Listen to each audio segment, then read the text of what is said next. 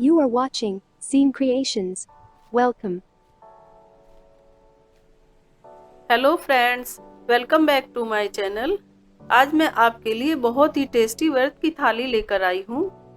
इस थाली से हम बनाना सीखेंगे फ्रूट रायता, दही वाले आलू, कुट्टू और सिंघाड़े के आटे की पूरी, सेब का हलवा, पनीर की सब्जी, सामक के चावल की खीर और मिक्स वेज।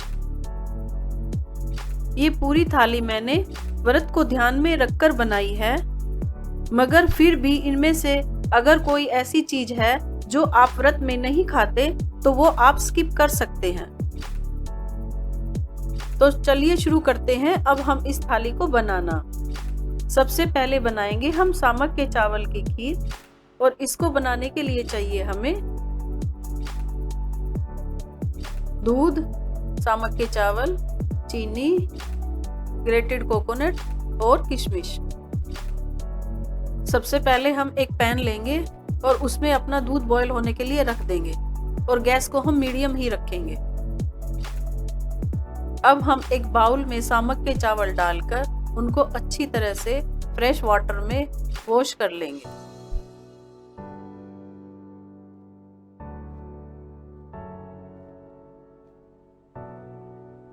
वॉश करने के बाद हम अपने बॉयल हो रहे दूध में इन चावलों को डाल देंगे।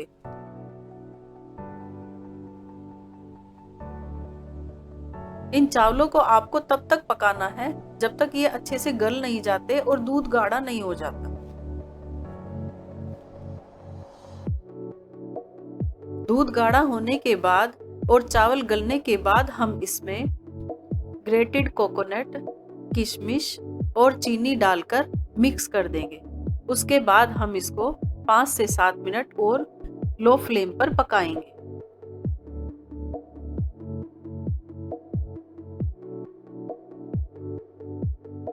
अब आप देख सकते हैं आपकी टेस्टी खीर बनकर तैयार है। अब हम चलते हैं अपनी दूसरी रेसिपी की तरफ। इसका नाम है मिक्स वेज, और इसको बनाने के लिए चाहिए हमें आलू, घिया, पेठा, कच्चा पपीता, टमाटर, धनिया पत्ती, काली मिर्च, हरी मिर्च, जीरा और सेंधा नमक। अब हम इन चारों सब्जियों का इस तरीके से छिलका उतार लेंगे और उनको छोटे छोटे पीसेस में कट कर लेंगे।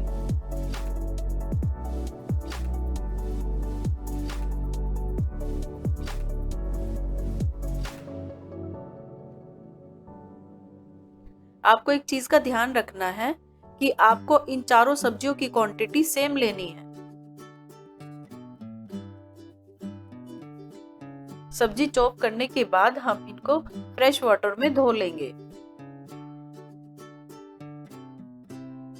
अब हम मीडियम फ्लेम पर गैस को ऑन करके उस पर कुकर रख देंगे। कुकर गर्म होने के बाद हम उसमें 1 सर्विंग स्पून घी डाल देंगे।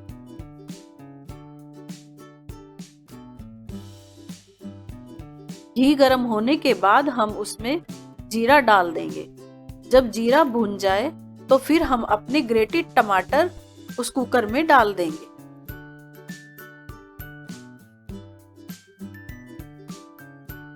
टमाटर डालने के बाद जब टमाटर पक जाए तो हम अपनी हरी मिर्च उसमें डाल देंगे।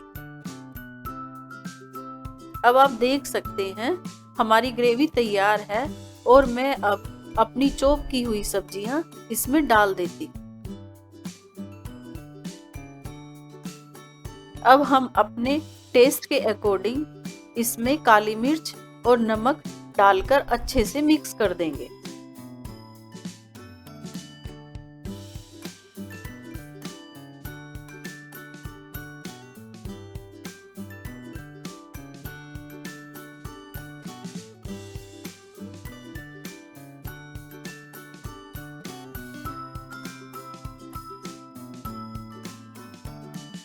अब आपको 2 सीटी आने का वेट करना है और इस दौरान फ्लेम को आपको लो ही रखना है।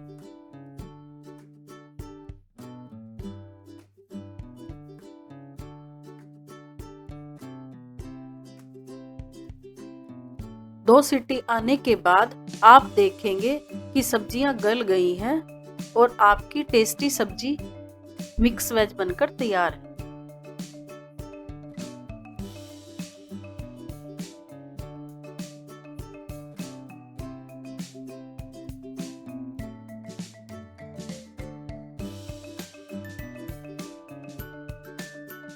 अब हम आएंगे अपनी तीसरी रेसिपी की तरफ। इसका नाम है मलाई पनीर। इसको बनाने के लिए चाहिए हमें टोमेटो प्यूरी,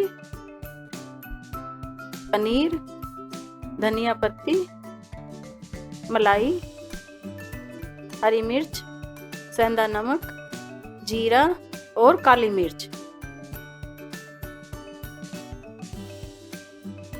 अब हम गैस को मीडियम फ्लेम पर ऑन करेंगे और कढ़ाई में 1 चम्मच घी डाल लेंगे।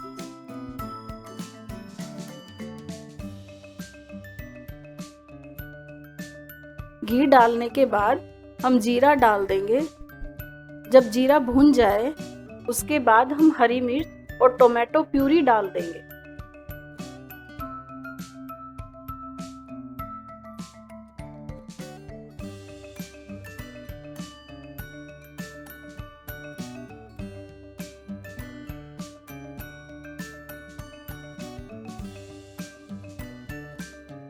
अब आप देख सकते हैं ये तड़का पूरा तैयार हो गया है। अब मैं इसमें पनीर के पीसेस डाल देती हूँ।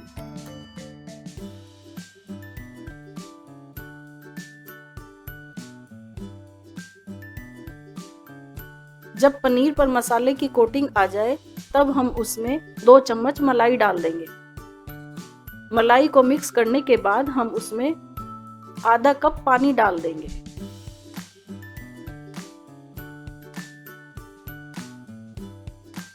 पानी डालने के बाद आपको इस मिक्सचर को 2 से 3 मिनट और पकाना है, जब तक ये थोड़ा सा गाढ़ा नहीं हो जाता।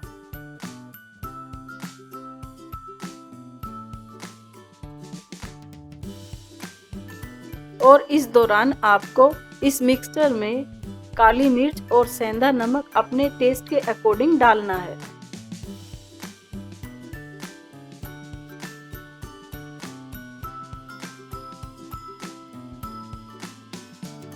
अब आप देख सकते हैं आपका टेस्टी मलाई पनीर बनकर तैयार है।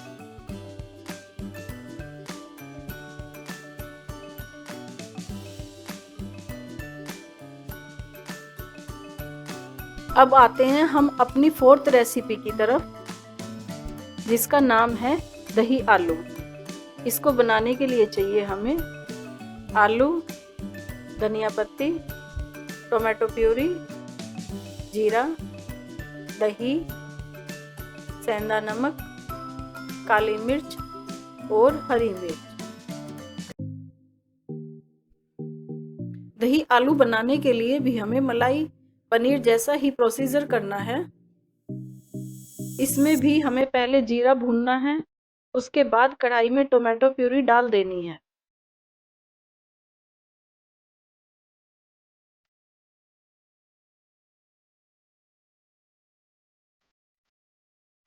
टोमेटो प्यूरी डाल देने के बाद उसमें हरी मिर्च, आलू, काली मिर्च और दही डालकर अच्छे से मिक्स कर देना है।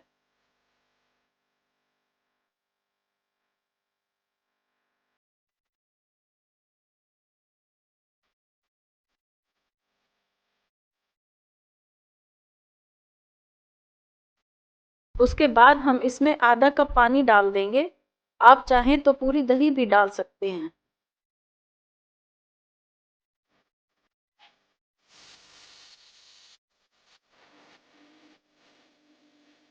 जब दही में पूरा उबाल आ जाए उसके बाद हम इसमें सेंधा नमक और हरा धनिया डाल देंगे।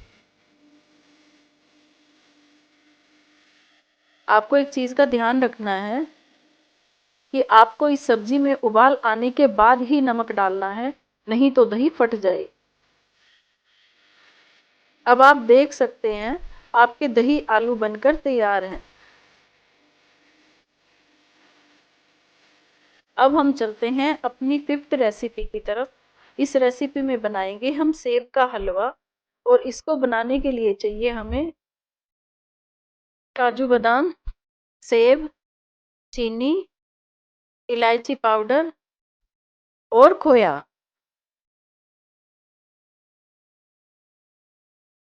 सबसे पहले हम सेब का छिलका उतार कर उसे श्रेडर से श्रेड कर लेंगे। उसके बाद कढ़ाई में हम 1 सर्विंग स्पून घी डाल देंगे और गैस को हम मीडियम ही रखेंगे। अब हम अपना श्रेडेड सेब इसमें डाल देंगे और इसको 1 मिनट तक चलाएंगे।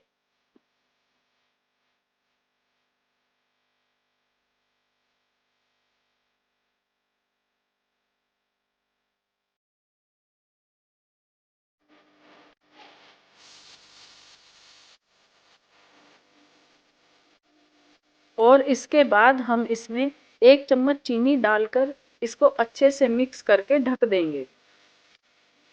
ढकने के बाद गैस की फ्लेम को हम लो कर देंगे।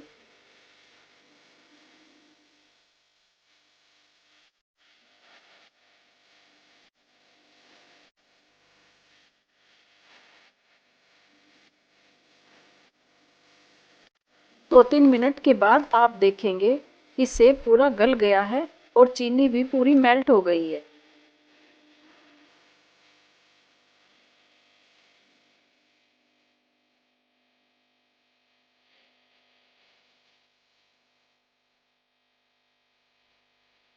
उसके बाद हम इस पेस्ट में अपना खोया डालकर अच्छे से मिक्स कर देंगे। आपको एक चीज़ का ध्यान रखना है कि आपको इसमें ज़्यादा चीनी नहीं डालनी है, क्योंकि सेब भी मीठा होता है और खोया भी मीठा होता है।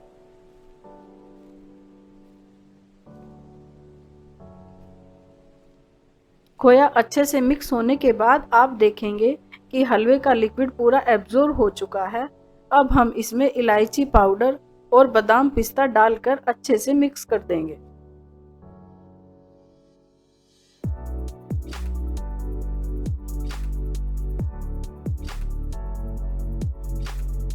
अब आप देख सकते हैं आपका टेस्टी सेब का हलवा बनकर तैयार है। अब हम आते हैं अपनी 6 रेसिपी की तरफ। इसमें हम बनाएंगे फ्रूट का रायता। इस रायते को बनाने के लिए हम दही का एक बाउल लेंगे और उसके अंदर भुना हुआ जीरा, कटा हुआ बनाना, काली मिर्च और सेंधा नमक डालकर मिक्स कर देंगे।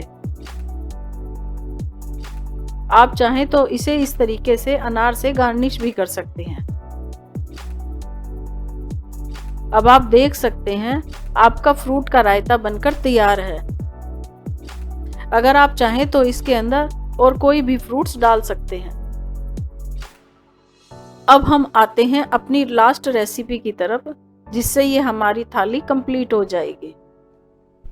इस रेसिपी में हम बनाएंगे कुट्टू और सिंघाड़े के आटे की पूरी। इसको बनाने के लिए चाहिए हमें श्रेडेड आलू, सिंघाड़े का आटा, कुट्टू का आटा, काली मिर्च और सेंधा नमक। अब हम एक बड़ा बाउल लेंगे और उसके अंदर सिंघाड़े का आटा और कुट्टू का आटा डाल देंगे। उसके बाद हम इसमें सेंधा नमक और काली मिर्च टेस्ट के अकॉर्डिंग डाल देंगे। और उसके बाद लास्ट में हम इसमें आलू डालकर इसको मसल कर इसका एक डो तैयार कर लेंगे।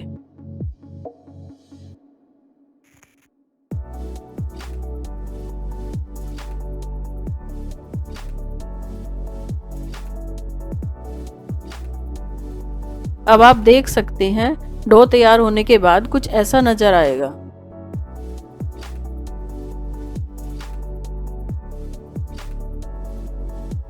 अब हम गैस को हाई फ्लेम पर ऑन करके कढ़ाई में 6 सर्विंग स्पून घी डाल लेंगे।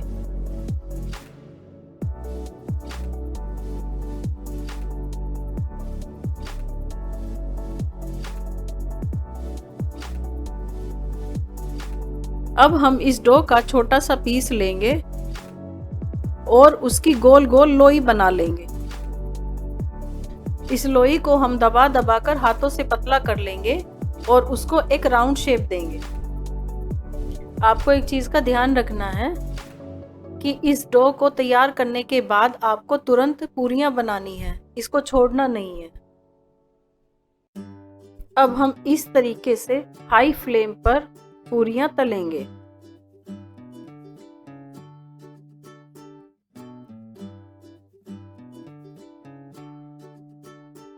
इस पूरी को हमें दबा दबा कर ब्राउन होने तक तलना है।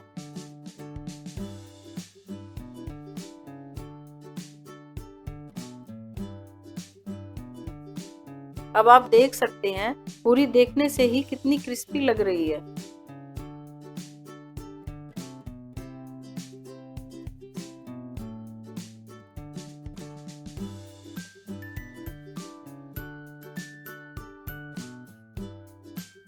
तो फ्रेंड्स, आप देख सकते हैं कि आपका व्रत का पूरा खाना तैयार हो गया है और ये देखने से ही कितना टेस्टी लग रहा है।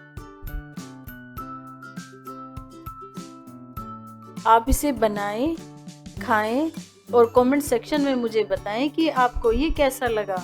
Thank you.